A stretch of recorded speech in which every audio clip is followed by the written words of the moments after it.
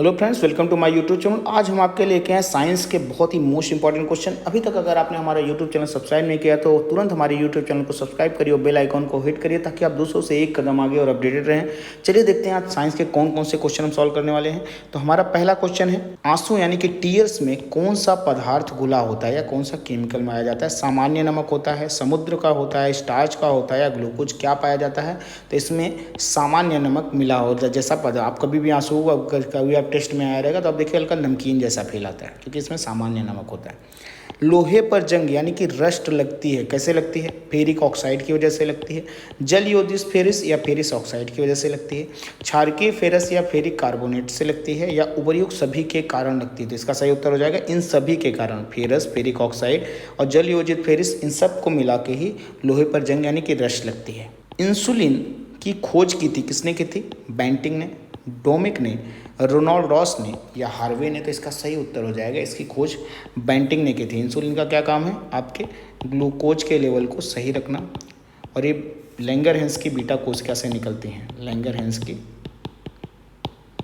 Beta कोशिका जो होती हैं उसमें पाई जाती हैं।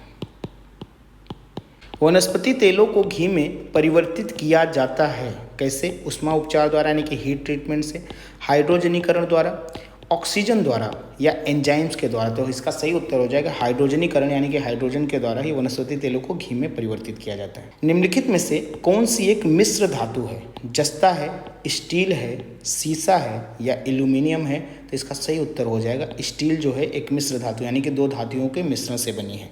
निम्नलिखित में से कौन सी ईंधन गैस यानी कि फ्यूल गैस नहीं है? भाप अंगार गैस यानी कि वाटर गैस, प्रोड्यूसर गैस यानी कि प्रोड्यूसर, हास गैस यानी लाफिंग गैस, मार्स गैस यानी कि मार्सी लैंड में जो गैसेस पाई जाती है खास करके मीथेन होती है उसमें। तो इसका सही उत्तर क्या हो जाएगा? हॉस गैस यानी कि लाफिंग गैस जो होती है, ठीक है, इसको हम फ्यूल गैस के रूप में नहीं उपयोग करते क्योंकि ये अलग है, ट्रीटमेंट का पार्ट होता है। निम्नलिखित में से कौन सा तत्व प्रबल क्षारीय ऑक्साइड बनाता है जब ऑक्सीजन में जलता है? फास्फोरस होता है, सोडियम होता है, लोहा होता है या गंधक होता है? तो इसका सही उत्तर होगा सोडियम, क्योंकि सोडियम में खुले में रखने पे क्या होता है, इसमें जल जाता है, इसके लिए इसको बहुत बैलेंस करके रखना पड़ता है। फैदम क्या है? एक मछली होती है, एक पौधे का नाम है, एक बर्तन को कहते हैं या एक माप यानी कि मीजर है? तो फैदम जो है एक मापने की इकाई है, खास करके समुद्री इकाई के रूप में फैदम का उपयोग किया जाता है। रिचर स्केल, ठीक है, रिक्टर स्केल भी नॉर्मल भाषा में इसे कहा जाता है, जिसके नापने में प्रयोग होता है। किसके नापने में रिक्टर स्केल का प्रयोग होता है? भूकंप की तीव्रता, वायु की गति, समुद्र की गहराई या शरीर का तापमान? तो इसका सही उत्तर हो जाएगा भूकंप की तीव्रता। इसकी खोज रिचर ने की थी, इसलिए उनके नाम से इसका नाम रिक्टर स्केल पड़ गया है। डायनामाइट के आविष्कारक निम्नलिखित में से कौन हैं?